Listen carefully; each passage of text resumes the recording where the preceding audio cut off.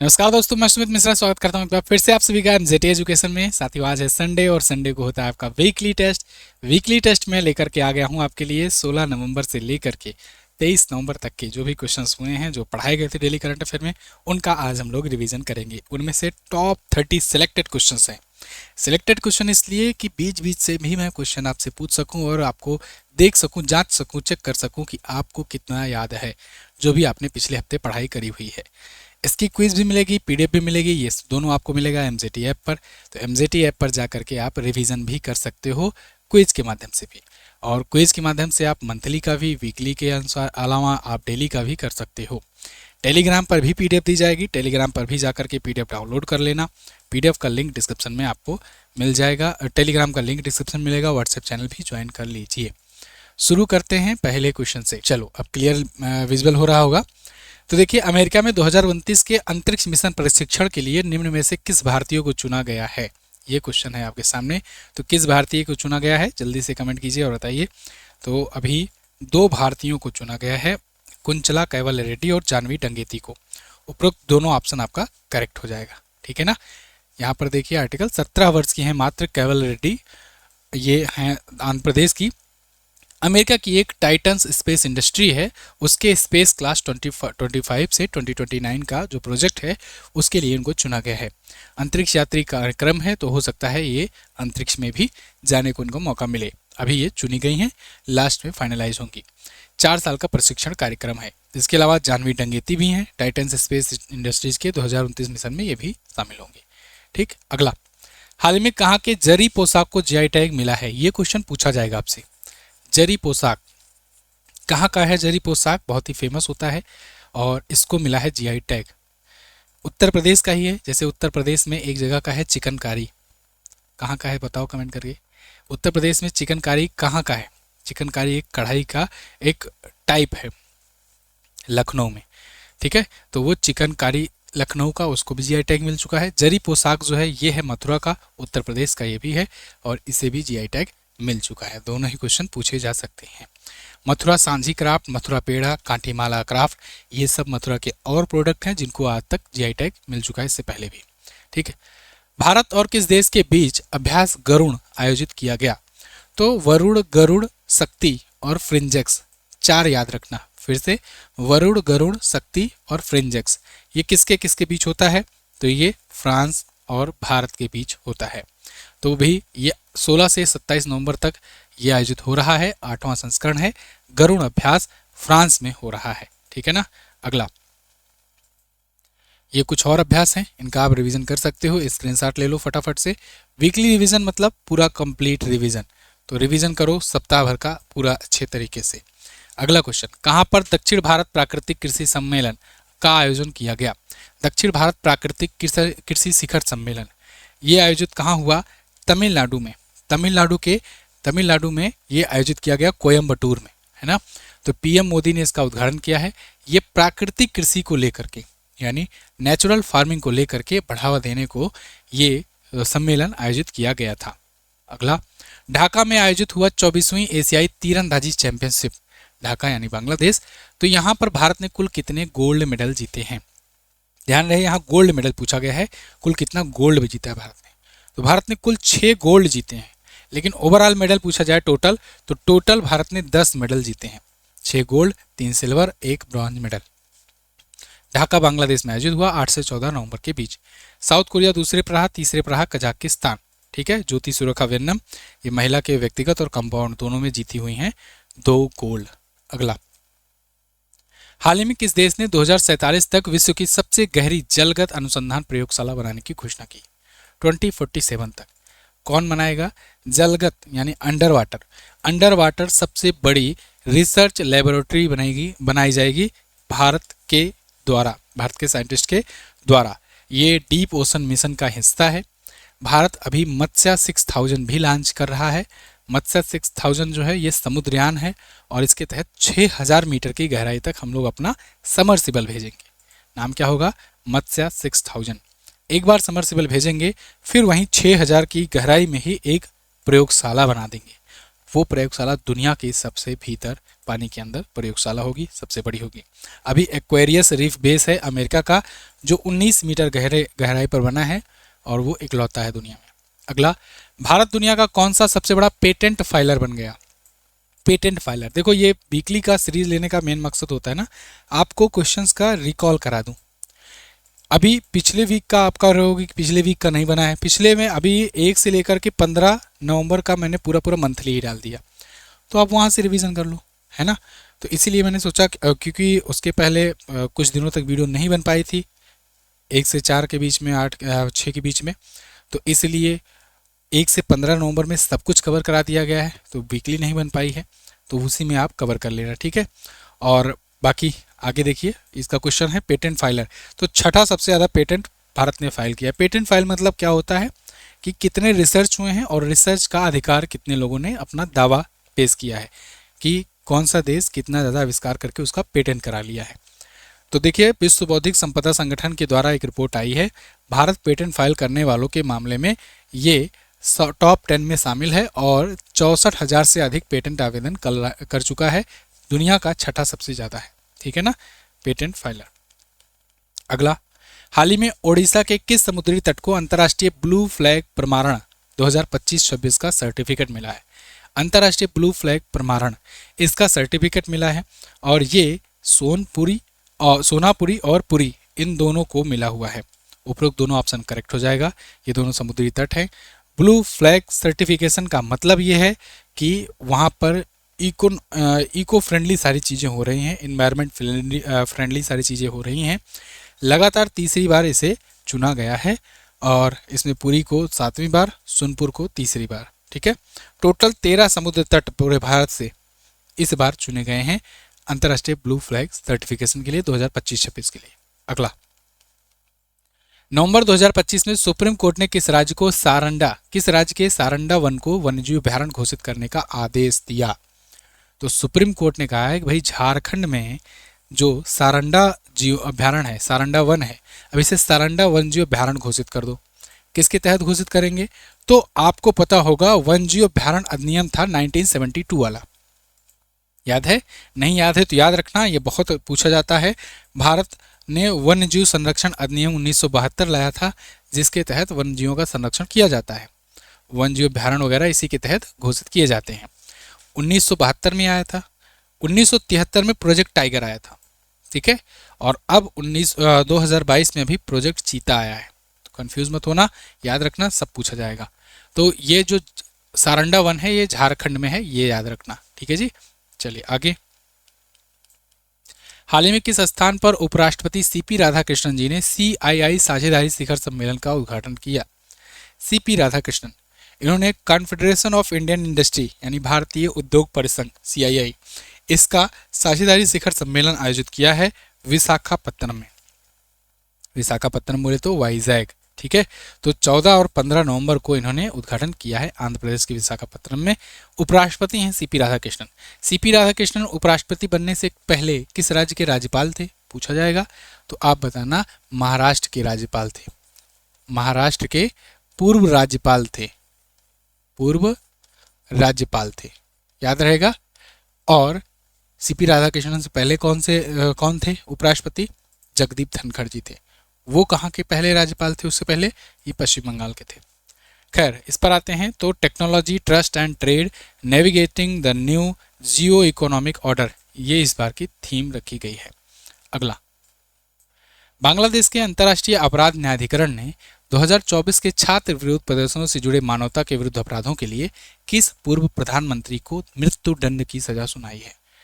तो देश को मौत की सजा सुनाई गई है शेख हसीना को।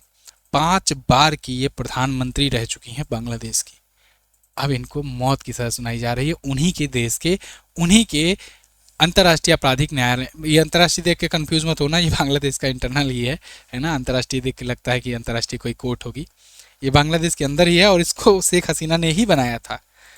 जो नियम बनाए, जिस संस्था को ये बनाई, और वही संस्था के द्वारा इन्हीं को अब मौत की सजा सुनाई गई है। खैर, आप जानते हो बहुत सारे प्रदर्शन हुए थे 2024 में, उसके बाद से फिर ये देश छोड़कर भागी थी, भारत में आकर बसी थी। मैंने समय समय पर आपको अपडेट दिया था, वीडियो दिया था इस पर, तो ज़्यादा कुछ बताने की ज़रूरत नहीं है। ये याद रखना कि इनके साथ साथ जो इनके गृह मंत्री थे असदुज्जमान खान कमाल, इनको भी मौत की सज़ा सुनाई गई है। ठीक है, इसके अलावा एक और थे पूर्व पुलिस महानिरीक्षक चौधरी अब्दुल्ला अल मामून, इनको 5 साल की सज़ा सुनाई गई है क्योंकि ये बन गए सरकारी गवाह और इन्होंने इन दोनों के खिलाफ गवाही दे दी। यही कहते हैं ना, पुलिस की से न दोस्ती अच्छी है न दुश्मनी। देख रहे हो, इन्हीं के यहाँ ये टाइम पर ये दोस्त थे, सरकारी गवाह बन गए, खुद 5 साल की सज़ा पाए और इन लोग के खिलाफ जो जो गवाह दे दिए इन लोग को लटकाना पड़ा, है ना। यहाँ किस राज्य ने 56वां भारतीय अंतर्राष्ट्रीय फिल्म महोत्सव 2025 आयोजित किया जाएगा? किस राज्य में आयोजित किया जाएगा? तो देखो, अंतर्राष्ट्रीय भारत अंतर्राष्ट्रीय फिल्म है फेस्टिवल, ये हर बार एक ही जगह होता है। कहाँ होता है? गोवा में। गोवा में होता है। 56वां हो, 55वां हो, 54वां हो, 53वां हो, सब यहीं पर हुआ है। तो गोवा में रचनात्मकता और प्रौद्योगिकी का अभिसरण इस थीम के साथ इस बार 20 से 28 नवंबर तक आयोजित किया जा रहा है इंटरनेशनल फिल्म फेस्टिवल। इस बार फोकस कंट्री जापान को चुना गया है, इस बार पार्टनर कंट्री स्पेन है और स्पॉटलाइट कंट्री ऑस्ट्रेलिया है। ये 3 पॉइंट याद रखना।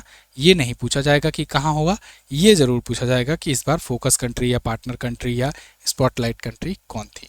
और इसी में जब अभी ये 28 नवंबर को हो जाएगा तो आपको मैं बताऊंगा कि कौन कौन गोल्डन पिकॉक अवार्ड जीता, कौन सिल्वर पिकॉक अवार्ड जीता, वगैरह वगैरह। अगला, रविंद्र जडेजा ने टेस्ट क्रिकेट में 4000 रन और 300 विकेट लिया, ये लेने वाले ऐसा पहले भारतीय बन गए हैं। कौन से नंबर के भारतीय बन गए हैं? तो ये दूसरे बने हैं, पहले नहीं बने हैं। पहले पर कपिल देव थे, है ना। कपिल देव आप जानते हो, इनकी कप्तानी में भारत ने 1983 में वर्ल्ड कप जीता था, है ना। तो ये भी ऑलराउंडर थे। रविंद्र जडेजा भी ऑलराउंडर है। ऑलराउंडर ही रन और विकेट दोनों ले सकता है ना। तो 4000 रन और 300 विकेट ये टेस्ट में पूरा किए हैं रविंद्र जडेजा। कपिल देव के बाद दूसरे व्यक्ति, दूसरे भारतीय बन गए हैं।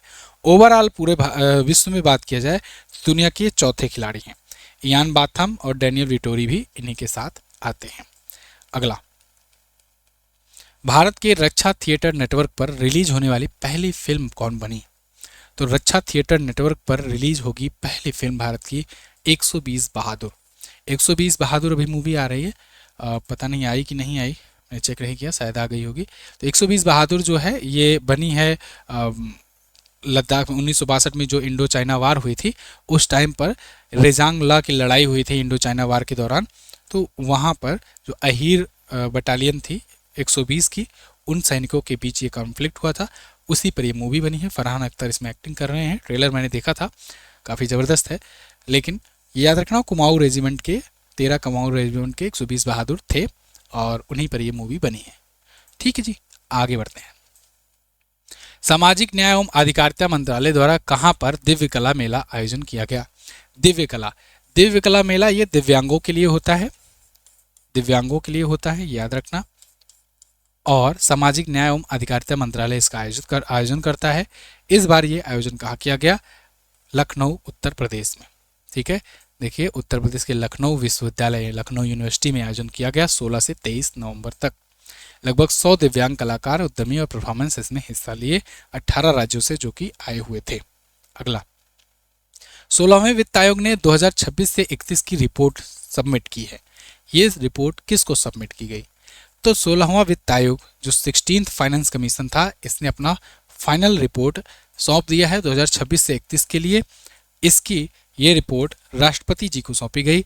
अब राष्ट्रपति को सबसे पहले सौंपा जाता है, उसके अलावा फिर प्रधानमंत्री के पास जाता है, बाकी कैबिनेट के पास जाता है, वित्त मंत्री के पास जाता है, लेकिन सबसे पहले राष्ट्रपति को दिया जाता है क्योंकि कॉन्स्टिट्यूशन कहता है कि अपना जो भी रिपोर्ट होगा पहले राष्ट्रपति जी के यहाँ दो। तो 17 नवंबर 2025 को उन्होंने सौंप दिया है कि अब 2026 से 2031 तक वित्तीय खाका किस प्रकार से रहेगा, कैसे कैसे काम करना है। ठीक है जी, तो 1 अप्रैल 2026 से ये शुरू होगा, आगे 5 वर्ष की अवधि के लिए ये होगा वित्तीय खाका, या कहें कि वित्त आयोग की रिपोर्ट। संविधान के अनुच्छेद 280 में वित्त आयोग का वर्णन किया गया है, बहुत पूछा जाता है। इस बार का जो 16वां फाइनेंस कमीशन था, इसके अध्यक्ष कौन थे? तो अध्यक्ष थे अरविंद पनगड़िया, अरविंद पनगड़िया साहब थे। ठीक है, अगला, नवंबर 2025 में GT open indoor world series, इसका खिताब किसने जीता है?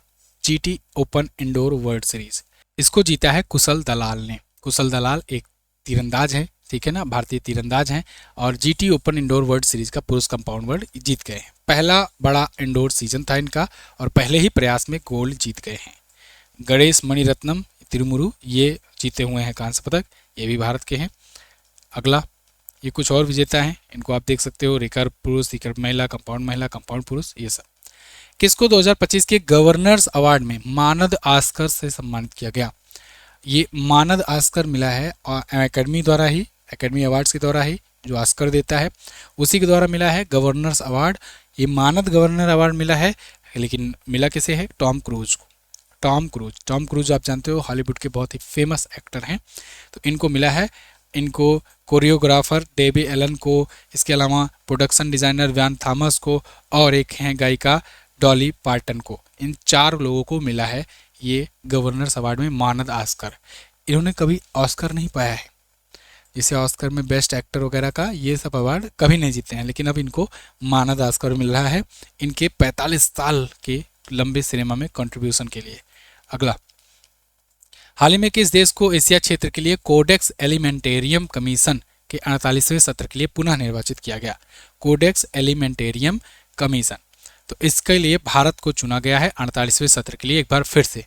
एशिया क्षेत्र में खास करके भारत 2027 तक वैश्विक खाद्य मानक निर्धारण प्रक्रिया में भूमिका को और मजबूत करेगा, ठीक है। तो अंतर्राष्ट्रीय स्तर पर स्वास्थ्य और व्यापार नीति में भारत का प्रभुत्व बढ़ रहा है, ये दिखाता है इसको। अभी रोम में आयोजित हुआ था कोडेक्स एलिमेंटेरियम कमीशन, तो वहीं पर ये डिसाइड किया गया। सरकार ने एआई को जन जन तक पहुंचाने और डिजिटल सशक्तिकरण को बढ़ावा देने के लिए कितने घंटे का ऑनलाइन कोर्स युवा एआई फॉर ऑल लॉन्च किया? युवा एआई फॉर ऑल ये 4.5 घंटे का ऑनलाइन कोर्स है, आप सबको भी ज्वाइन करना चाहिए। भारत सरकार ने एआई सिखाने के लिए लोगों को बता दिया है। गूगल पर सर्च करना युवा एआई फॉर ऑल, आपको मिल जाएगा। आप जाकर के वहाँ पर एआई के बारे में सीख सकते हो कि क्या क्या एआई करता है, कैसे कैसे एआई की मदद से क्या क्या किया जाना चाहिए, ठीक है। तो निःशुल्क है, सेल्फ पेस्ड कार्यक्रम है, आप भी फायदा लीजिए, सरकार के द्वारा ही किया गया है। अगला, नीतीश कुमार ने कौन सी बार बिहार के मुख्यमंत्री के रूप में शपथ ग्रहण की? अब की बार फिर से नीतीश कुमार, तो नीतीश कुमार 10वीं बार सीएम पद की शपथ लिए हैं। ये 10वीं बार लिए हैं, मतलब आप समझ रहे हो, मतलब मेरे हिसाब से तो शायद ही कोई मुख्यमंत्री होगा जो डबल डिजिट में मुख्यमंत्री पद की शपथ लिया होगा, है ना, इतनी बार। तो खैर ये लेकिन लॉन्गेस्ट नहीं है, लॉन्गेस्ट जो हैं वो हैं Pawan Kumar Chamling, longest serving CM Sikkim के। लेकिन सबसे ज़्यादा बार एक्चुअल में इनका बहुत बार कार्यकाल ऐसा रहा, जैसे पहली बार ये 7 दिन के लिए बने थे, बहुत बार इनका कार्यकाल ऐसा रहा कि लंबा लंबा पूरा टर्म नहीं रहा 5-5 साल का, बीच बीच में सरकारें बदलती। आप जानते भी हो ये सरकार गिराने में भी और पलटने में भी बहुत माहिर थे, पलटूरा हम इसीलिए जाने जाते थे, तो इसीलिए ये 10 बार इनको शपथ लेने का मौका मिला। खैर इस बार जो विधानसभा चुनाव हुआ 243 सीटों के लिए बिहार में, उसमें कुछ इस प्रकार से रहे व्यवस्था कि बीजेपी 89 जीती है, जेडीयू या जनता दल यूनाइटेड जो नीतीश कुमार की पार्टी है 85 seat, Lok Janshakti Party Ramvilas 19 seat, HM party 5, Indian National Congress 6 seat जीती है, 6 सीट जीती है, इसको 6 कर लीजिएगा। आरजेडी 25 जीती है, ठीक है। एआईएमआईएम ये भी 5 सीट जीती है।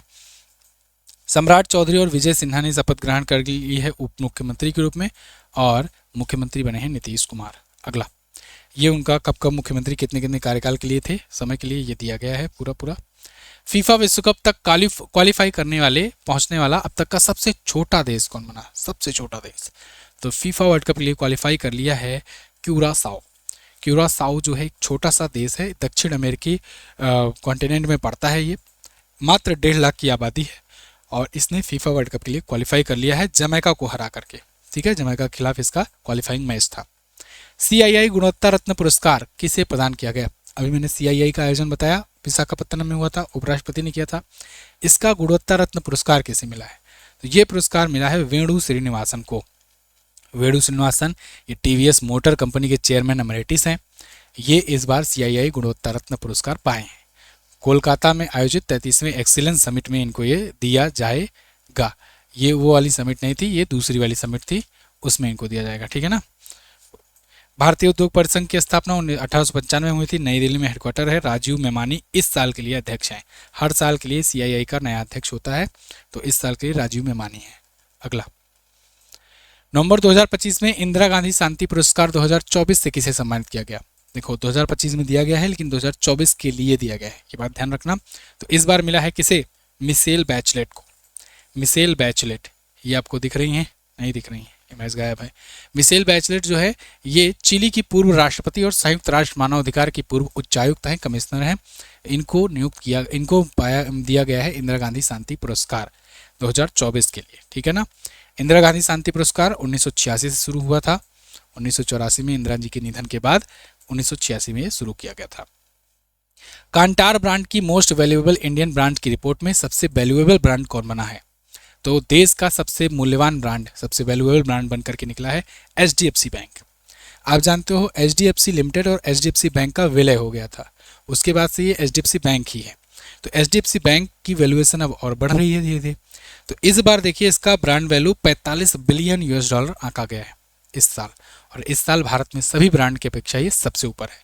दूसरे पर TCS है। TCS लगातार कई सालों से टॉप पर रहा करता था, इस बार इसने पीछे कर दिया है। तीसरे पर एयरटेल है, चौथे पर इन्फोसिस है, ठीक है। अगला, थाईलैंड के बैंकॉक में आयोजित 74वीं मिस यूनिवर्स का खिताब किसने जीता? तो 74वीं मिस यूनिवर्स 2025 बनी है कौन इस बार की?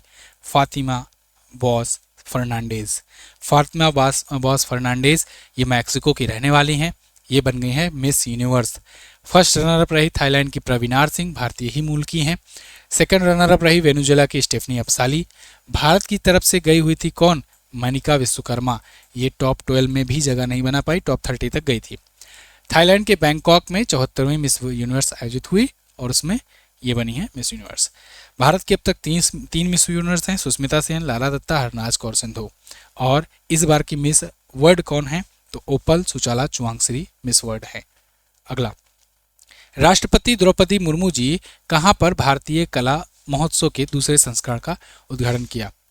तो देखो अभी दिव्य कला महोत्सव मैंने बताया, ये भारतीय कला महोत्सव है, दोनों अंतर है। दिव्य कला मैंने कहा ना दिव्यांगों के लिए, ये भारतीय कला महोत्सव है, ये याद रखना, नाम अलग अलग है इसीलिए जगह भी अलग अलग है। इसका आयोजन कहाँ किया गया? हैदराबाद तेलंगाना में। हैदराबाद तेलंगाना में बोलाराम स्थित राष्ट्रपति निलयम में आयोजन हुआ 21 नवंबर को। 10 दिनों तक ये चलेगा, ठीक है। तो इसमें कई राज्यों से आ रहे हैं कला दिखाने कलाकार। निम्न में से किसके द्वारा भारत का पहला प्राइवेट PSLV रॉकेट बनाया गया है जो 2026 की शुरुआत में ओशनसैट सैटेलाइट लॉन्च करेगा?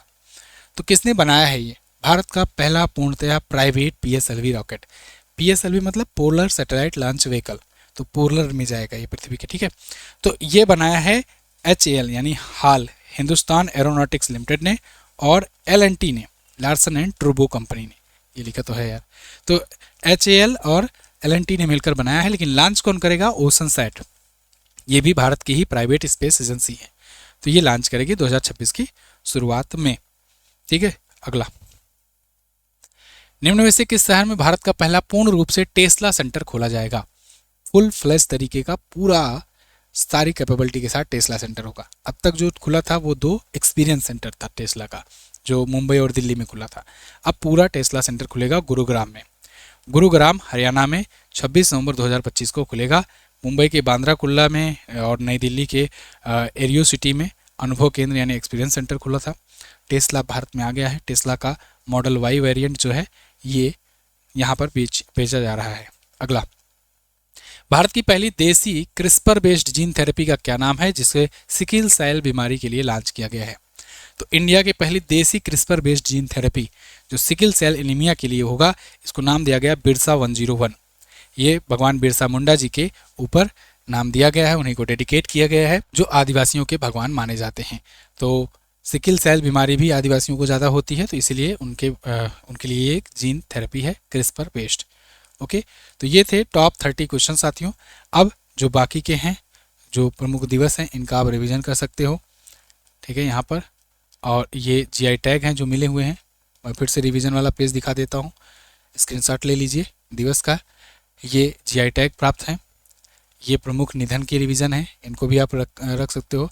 बाकी PDF तो आपको टेलीग्राम पर दे ही दी जाएगी, PDF से भी आप रिवीजन कर सकते हो, ठीक है ना। जीएस सफलता संकल्प बैच आप ज्वाइन कीजिए हमारे वीडियो कोर्स का फ़ायदा उठाने के लिए, करंट अफेयर और स्टैटिक जीके का, और जीएस सफलता बैच में आप जीएस तैयार कर सकते हो। थैंक यू सो मच, मिलेंगे अगली क्लास में, तब तक के लिए नमस्कार, जय हिंद, वंदे मातरम।